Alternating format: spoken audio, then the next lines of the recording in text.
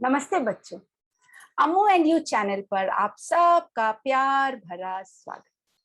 जहां मैं अम्मू हर बार की तरह एक से एक सुंदर कहानी लेकर आपके लिए हाजिर हो जाती हूँ। मुझे कहानी सुनाने का बहुत शौक है और आज की कहानी एक बड़ी ही खूबसूरत कहानी है, बड़ी शिक्षाप्रद कहानी है और एक बड़े प्रसिद्ध लेखक द्वारा लिखी गई कहानी। लेखक का नाम हसन जमाल। और इन लेखक की खासियत है कि ये हमारे समाज में होने वाली समस्याओं के बारे में लिखते हैं, लेकिन लिखने के साथ साथ उन समस्याओं का हल भी अपनी कहानी में बता देते हैं। तो आइए मैं आज आपको कहानी सुनाती हूँ, हसन जमाल जी द्वारा लिखी गई कहानी भूख। अरविंद एक खाते पीते परिवार का लड़का था। उसके पिताजी एक सरकारी अफसर थे। घर में किसी चीज की कमी नहीं थी। परिवार में सदस्य कम थे, मम्मी पापा बुआ जी, खुद अरविंद और छोटी बहन मीनाक्षी। रहने के लिए अच्छा खासा बंगला तथा पहनने के लिए बेहतरीन कपड़े। उसकी हर इच्छा पूरी की जाती, मगर वह हर समय किसी न किसी चीज के लिए जिद करता रहता। उसे हमेशा यह शिकायत रहती कि उसके मम्मी पापा उसका ख्याल नहीं रखते। एक दिन जब घर में खाना नहीं बना तो अरविंद का माथा ठनका। स्कूल का समय हो गया था। मम्मी उसके कमरे में आई, कहा, बेटे आज 12 बजे घंटे भर के लिए छुट्टी लेकर आ जाना। क्यों? आज सुषमा आंटी के यहाँ दावत है। तुम्हारे पापा दफ्तर से सीधे वहां जाएंगे, यहाँ से हम सब चलेंगे। ये दावत नहीं अदावत है। अरविंद बिफर गया। साफ क्यों नहीं कहती कि बेटे को भूखा रखने का इरादा है? समाज में बैठे हैं बेटा, ऐसा नहीं करते। आयोजनों में आना जाना ही पड़ता है। हम नहीं जाएंगे तो वे भी हमारे घर नहीं आएंगे ना, मम्मी ने समझाया। ठीक है, आपके समाज के नाम पर मैं आज भूखा ही रह लूंगा, कहकर तुनक कर उसने बेल्ट बांधा, बस्ता कंधे से लटकाया और तीर की तरह बाहर निकल गया। 12 बजते न बजते अरविंद की आंतें कुल बुलाने लगी। वह जिद अवश्य करता था, लेकिन भूखा कभी नहीं रहा। उसकी जेब में कुछ रुपए थे, लेकिन बाजार से कुछ खाने को जी न चाहा। संयोग से उस दिन इतिहास पढ़ाने वाले शर्मा जी नहीं आए। खाली पीरियड, समय यही 12:30 1। उसने सोचा क्यों न घर का एक चक्कर लगा लिया जाए। घर पहुंचा तो मुख्य द्वार पर ताला लटका हुआ था, यानी सब चले गए दावत पे। शुद्ध मन से वह सड़क पर आ गया और अनुत्तीर्ण छात्र की तरह उदास सा गर्दन झुकाए चलने लगा। तभी उसके कानों में पीछे से कुछ आवाजें आई, चोर चोर, पकड़ो पकड़ो। अरविंद ने मुड़कर देखा। उसी की उम्र का एक लड़का तीर की तरह उसके पास से निकल गया। चिल्लाने वाले लोग सड़क के उस छोर पर थे। यह सोचे बिना कि माजरा क्या है, अरविंद लड़के के पीछे दौड़ पड़ा। लड़का सड़क के दूसरे छोर पर जाकर एक पगडंडी पर उतर गया, जो मुख्य सड़क से कुछ ढलान पर थी। लड़का भागता रहा, अरविंद पीछा करता रहा। लोगों की आवाजें पीछे छूट गई। अब झुग्गी झोपड़ियों का सिलसिला शुरू हो गया था। चारों तरफ धूल और कीचड़। तभी उसने देखा वह लड़का एक छोटे से झोपड़े में घुस गया है। छोटे छोटे गंदे गंदे कमरे बने हुए थे।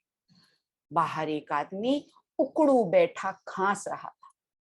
वह भी उठकर अंदर घुसा और झोपड़े का कमजोर सा किवाड़ बंद कर लिया, जिससे वो लड़का भाग न सके।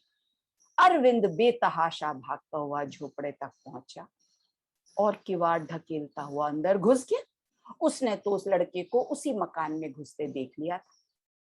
बदबू का तेज भभका तेजी से उसके नथुनों में घुसता चला गया। एक अजीब सी दुर्गंध झोपड़े में फैली हुई थी। उसने देखा लड़का बुरी तरह हाँफ रहा था। उसके हाथ में डबल रोटियों के पैकेट थे, जिन्हें वह तेजी से खोलने का प्रयास कर रहा था, लेकिन उसके हाथ कांप रहे थे। अरविंद को देखकर पैकेट उसके हाथ से छूट गया। डबल रोटियां जमीन पर बिखर गईं बाहर बैठा हुआ आदमी बिजली की तरह लपका और एक डबल रोटी उठाकर उसने मुंह में ठूंस ली। जमीन पर लेटी एक नर कंकाल सी बुढ़िया ने लेटे लेटे हाथ बढ़ाया और 2 डबल रोटियां लेकर अपने हाथ से अपने मुंह में भर ली।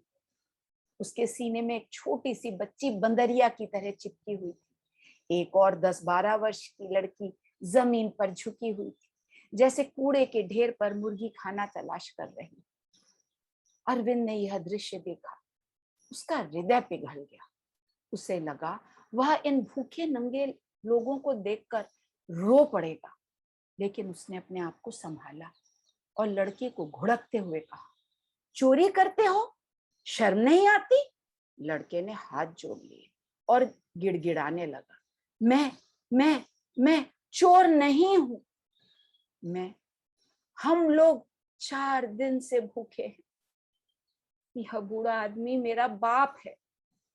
एक मिल में काम करता था, दमे की बीमारी के कारण छंटनी कर दी, तब से घर में बैठा है, कोई नौकरी नहीं उसके पास, बेकार हो गया। यह औरत लेटी है, ये मेरी माँ है। बीड़ियों की फैक्ट्री में जाती थी, वहां काम करते करते उसे टीबी ने घर बैठा दिया। अस्पताल जाती है, पैसे नहीं है, इलाज नहीं करवा सकती, कोई दूसरा काम करने लायक नहीं है। ये 2 मेरी छोटी छोटी बहनें हैं। मैं भी एक स्कूल में पढ़ता था तुम्हारी तरह। अब स्कूल जाने को पैसे नहीं, समय भी नहीं है। मेहनत मजदूरी करता हूँ, कभी मजदूरी मिलती है, कभी नहीं मिलती है। लोग मुझे पीट कर काम करवाते हैं और बिना पैसे देकर अक्सर भगा देते हैं। अब बताओ, 4 दिन से मुझे और मेरे घर के किसी को भी खाने को नहीं मिला। इनका दुख मुझसे देखा नहीं गया, इसीलिए यह डबल रोटी लेकर मैं आ गया। कहो मैं क्या करूं?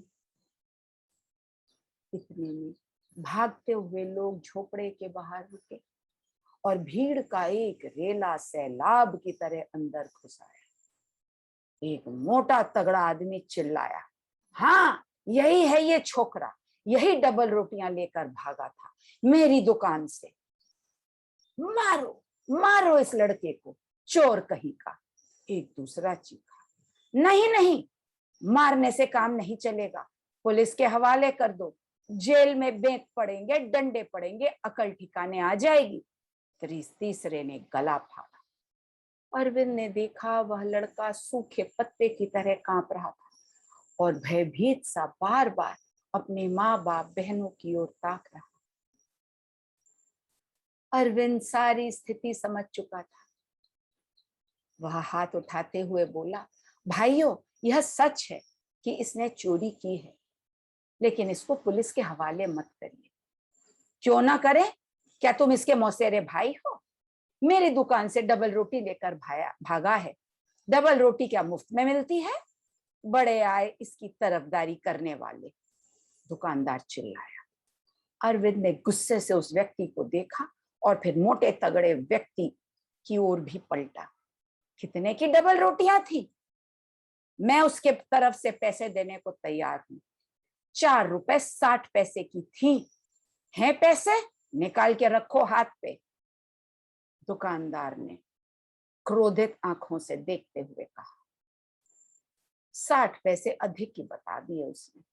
अरविंद ने 5 रुपए का नोट उसको थमाया और बोला, बाकी रख लो अपने पास, और अब आप लोग यहां से चलते बनो।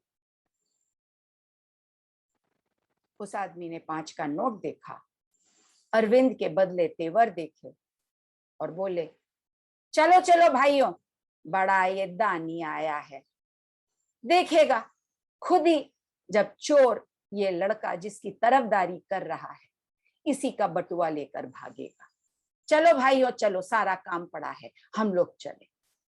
और ऐसा कह के उसने वहां से कमरे से बाहर की ओर रुख कर लिया। झोपड़े से सब बाहर चले गए। भीड़ भी धीरे धीरे खिसकने लगी।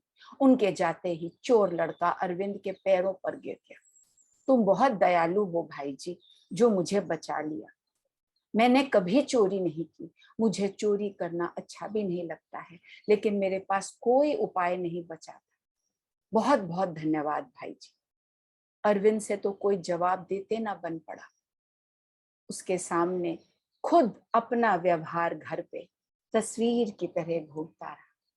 कैसे वो खाने को देखकर नाज नखरे करता, अपने माता पिता पर चिल्लाता, सब चीजें होने पर भी उनके साथ कैसा दुर्व्यवहार करता, हमेशा नाक सिकोड़े रहता और शिकायतों पे शिकायतों के पुल बांधे रहता। और यहाँ उसी के बराबर का यह लड़का कैसी जिंदगी बिता रहा है, न जाने को स्कूल, न खाने को खाना, न पहनने को ढंग के साफ कपड़े। नरक जैसी स्थिति में रहता है ये। और अरविंद को अपने बंगले की याद आ गई, उसके आंखों में आंसू आ गए। इस लड़के में और मुझ में क्या फर्क है, इसकी किस्मत और मेरी किस्मत में इतना फर्क क्यों, इसकी मैं कैसे मदद कर पाऊं। अगर इस लड़के को नियमित रोजगार मिल जाए तो शायद ये चोरी चकारी छोड़ दे और रोजगार के साथ साथ मिले पैसे से शायद फिर से पढ़ने भी लग जाए। ऐसा सोचकर उसने उस लड़के से कहा, तुम चिंता मत करो, मैं अपने पापा से कहकर तुम्हारे लिए कोई नौकरी ढूंढने का इंतजाम जरूर करवाऊंगा। मुझे आशा है कि मेरे पापा अवश्य तुम्हारी मदद करेंगे, इसलिए शाम को मेरे घर आ जाना।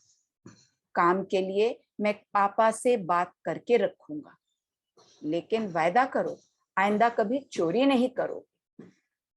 पैसे से माँ का इलाज कराओगे और अपने पिताजी का भी। इलाज कराने से इनकी बीमारी दूर हो जाएगी। स्थिति जैसे ही संभल जाए तब तुम भी अपनी पढ़ाई जारी करना। पढ़ाई छोड़ मत देना, पढ़ाई करने से तुम अपना भविष्य और उज्जवल बना पाओगे। कहो, वादा करते हो? लड़के ने कान पकड़ लिए। पक्का वादा करता हूं भाई जी, मैं खुद भी अपना भविष्य सुधारना चाहता हूँ, संवारना चाहता हूँ, अपने परिवार के लिए सहारा बनना चाहता हूँ।